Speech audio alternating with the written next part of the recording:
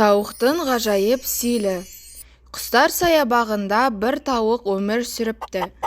Оның көршілері әтеш, күркетауық және павлин сияқты әдемі құстар болатын. Бұл үшеуі де ауланың абыройлы және әсемі құстары еді. Күні бойы құйрықтарын үлпілдетіп, тарап, көтеріп, кеңінен жайып жүретін. Бір күні тауық оларға қауырсындарын сәнділеуге көмектесуді ұсынады. Алайда үш ұзын құйрықты құстар тауықтың ұсынысына тек мазақ етіп: "Қайда бара жатырсың? Сәндеу туралы сен не түсінесің? Сенде стиль сезімі жоқ.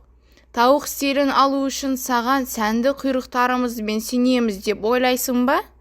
деді олар. Тауық амалсыздан оларға ренжіп қалады.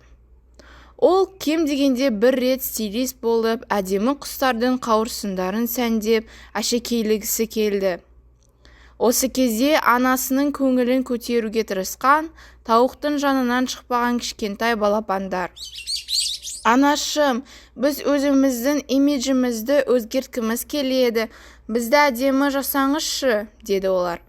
Содан кейін тауық бояуларды, қылқаламдарды алып, балапандарын әртүрлі түстерге бояды. Келесі күні саябақ қызметкерлері түрлі түсті балапандардың айналасына жиналады. "Бұл қандай керемет", деді олар. "Балапандар әрқашан сары немесе қара түсті болушы еді, бірақ қазір олар түрлі түсті. Мұндай балапандар әлемнің ешбір жерінде жоқ."